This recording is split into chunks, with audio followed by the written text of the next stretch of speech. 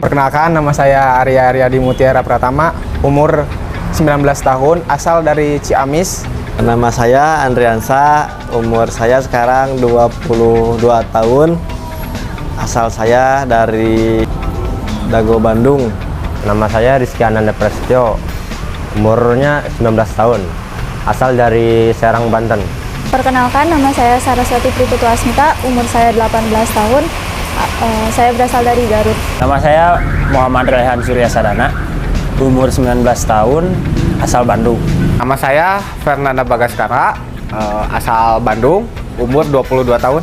Perkenalkan, nama saya Siti Fatimah, biasa dipanggil Ima, umur saya 25 tahun, saya berasal dari Sambas, Kalimantan Barat.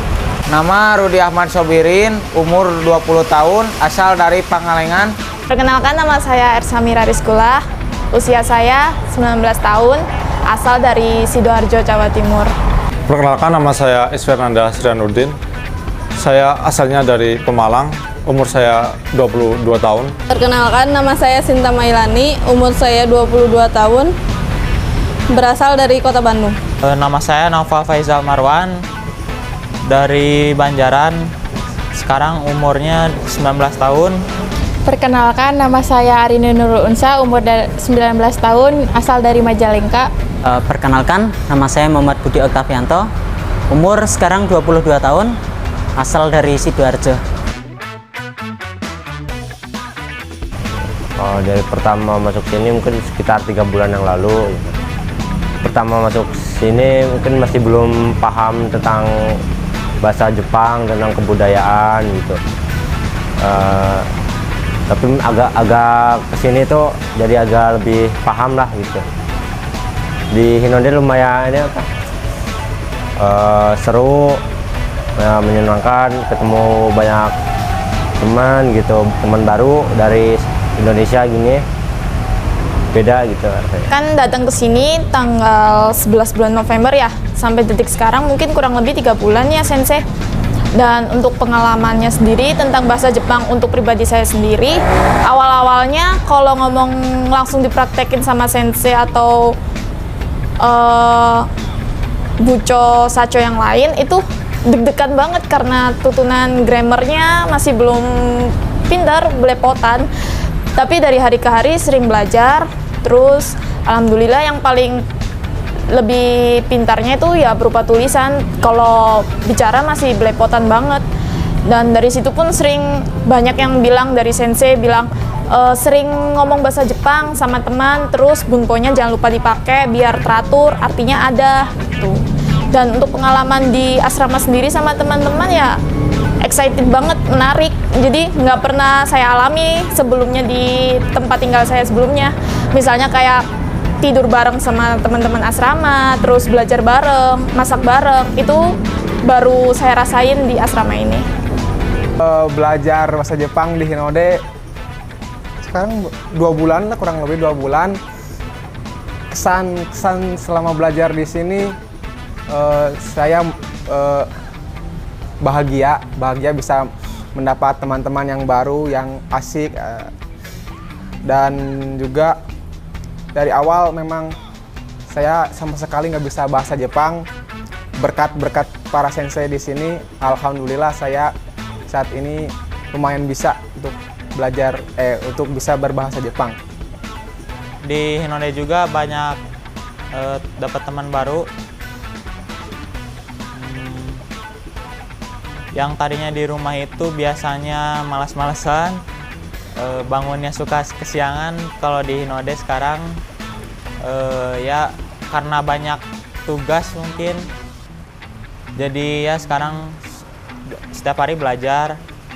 Terus bangun juga sekarang setiap hari jam 4. Nah, untuk pengalaman di Hinode sendiri selama 3 bulan menyenangkan sih. Kalau ada capeknya mungkin karena tugas-tugas banyak juga, karena itu juga. Terus untuk kegiatan yang lain juga menyenangkan. Misal nih hari Minggu jalan-jalan kemanapun sama teman-teman bareng, atau enggak kita main game atau nonton film bareng, itu menyenangkan juga. di Hinode udah 3 bulan. Terus dari datang pertama ke Hinode kan nggak bisa bahasa Jepang. Hari demi hari belajar terus bisa bahasa Jepang, terus bisa berani ngomong bahasa Jepang. Terus pengalamannya sama teman-teman, kebersamaan makannya setiap hari, kerjasamanya, terus belajar bareng, ada yang nggak bisa diajarin. Jadi berbagi ilmu. Terus kesannya pas kita berenang, si Bude tenggelam. Maksudnya Ersa. Itu kesan banget.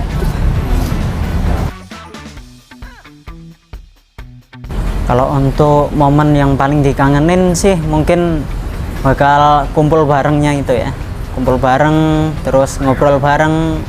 Nah di rumah juga jarang keluar rumah, jarang main-main. Ya itu yang paling kangenin. Nggak akan dilupain pas piket masak. Pasti di situ ada kerjasamanya lah, dibagi-bagi siapa yang ke pasar, siapa yang ininya. Terus sama belajar malamnya pasti nggak akan dilupain. Kalau di rumah kan pasti belajar sendiri. Tapi kalau di Hinode kan bareng-bareng, jadi rasa kehilangan lah ada gitu.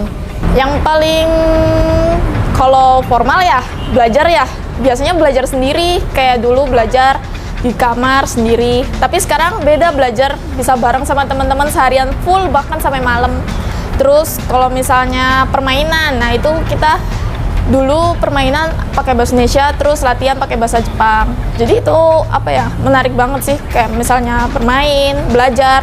Terus yang paling gak lupa ini, masak.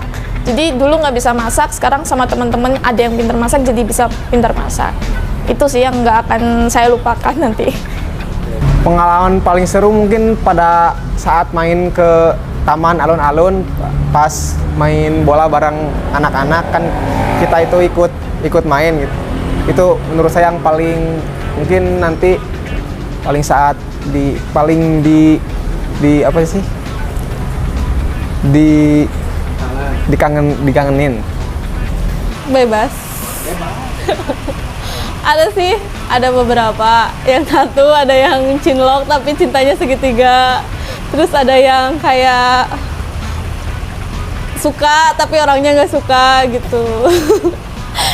Terus macam-macam sih, kayak ada orang yang terlalu kocak tapi kalau misalnya pelajaran sih jadinya malah sulit gitu, susah ingat gitu. Dari kesehariannya sama bercanda-bercandanya sama teman-teman itu pasti kangen sih. Gimana? Kalau buat sensei-sensei di Hinode ya, yang pertama sih tegasnya ada, baik juga. Menurut saya semuanya baik. Ya, kalaupun misalkan tidak bisa bahasa Jepangnya apa, selalu dikasih tahu, nggak dipaksa harus menjawab gitu. Kalau tidak tahu ya dikasih tahu. Nggak galak-galak juga sih, santai. Seru. Jelasinnya juga lumayan bikin paham gitu. Terus ada games, ada hadiahnya juga ini kadang gitu. Jadi seru aja gitu, enak gitu deh.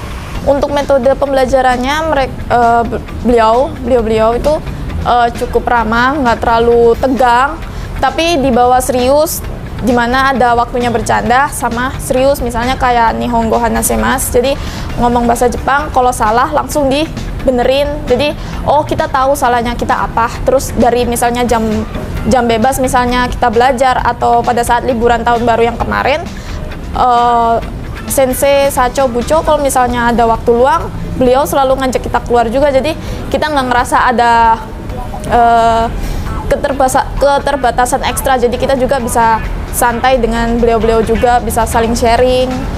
Baik-baik semua sih, pada benar-benar baik. Kalau ngajarinnya tuh benar-benar sabar ya, karena emang dari nol nggak tahu apa-apa sampai bisa, sabar banget sih, baik semua.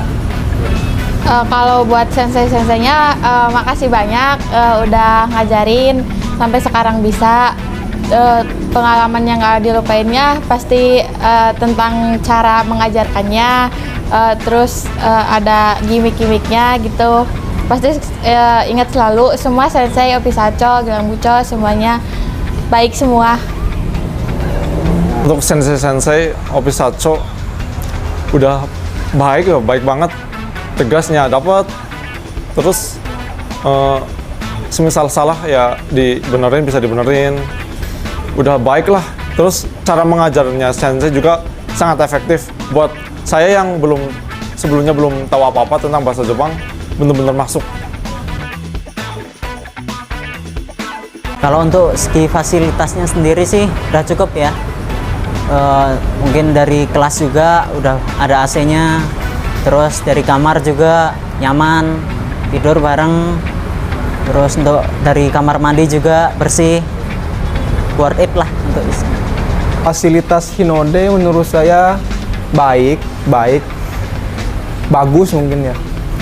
AC ada, TV ada, cuma ya mungkin karena di apa ya, ditinggali oleh kami saat ini ada beberapa yang mulai rusak.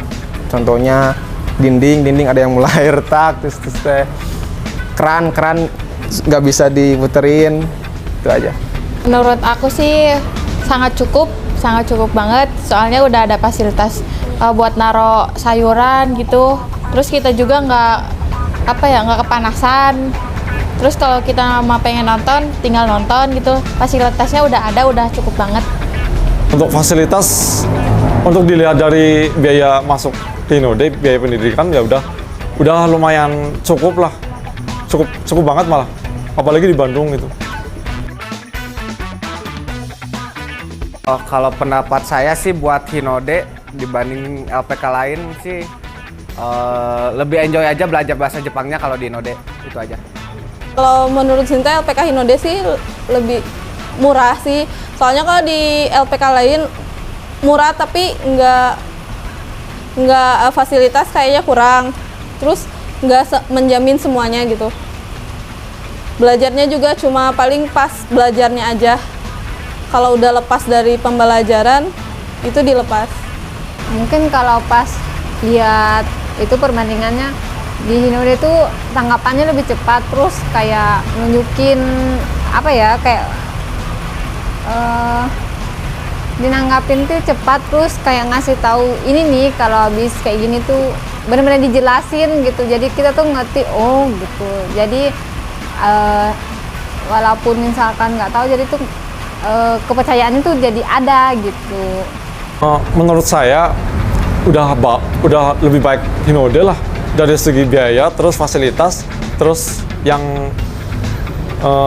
tenaga ini pengajarnya udah bagus banget Pak. Jadi ya mesti nggak bakal langsung masuk kan, cari-cari dulu kan di infonya, terus cari di sosial medianya, Instagram gitu, terus lihat websitenya, terus lihat intinya semuanya lah yang tentang Hinode ya lumayan meyakinkan. Terus waktu masuk alhamdulillah kayak ESO muncul gitu, udah alhamdulillah lah, tepat gitu yang saya masuk sini. Pernah mau daftar tapi gara-gara jauh, terus ada juga yang di dekat lingkup Sidoarjo, Surabaya, tapi karena telat dan sumber informasi secara online-nya itu kurang lengkap banget seperti Hinode, jadi memutuskan coba di Hinode karena coba kan juga cari di sosial media. Dari sumber sekarang kan karena ada corona, jadi apa-apa harus tahu tentang online dan itu pun harus fakta kan. Nah di sini saya membandingkan sendiri kalau di LPK lain sama LPK Hinode, sosial tentang informasi di sosial media tuh beda banget, lebih lengkap Hinode. Nah itu. Nah kalau buat fasilitasnya juga kan bisa kita cek di sosmed. Jadi intinya lebih lengkap di LPK sinilah yang saya sudah rasakan selama 3 bulan. Kalau dilihat dari medsosnya ya dari awal, udah kelihatan pendidikannya tuh pasti asik lah. Dan emang bener pendidikannya tuh asik, nggak cuman belajar nulis, nggak sih, asik belajarnya. Buat yang cukup nggak usah ditambah lagi, kalau bisa ya ditambah apa ya, tentang web, sosmed udah oke sih, tapi bisa lebih eksis lagi lah, kayak misalnya sosial medianya lebih kalau ada info-info terbaru nih tentang Jepang ataupun lingkup-lingkup LPK segera di-sharekan di sosial media biar yang pengen nyoba LPK untuk kerja di Jepang cepat tahu. Terus buat sarannya untuk fasilitasnya sendiri sih udah oke, jadi nggak ada kendala.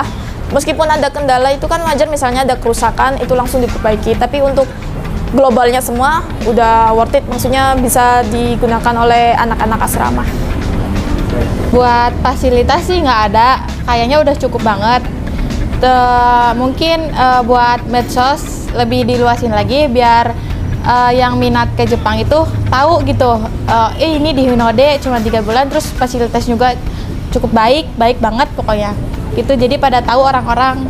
Kalau saran sih nggak ada, cuma mau ngucapin makasih aja udah ngebimbing Sinta sampai sekarang, udah cukup.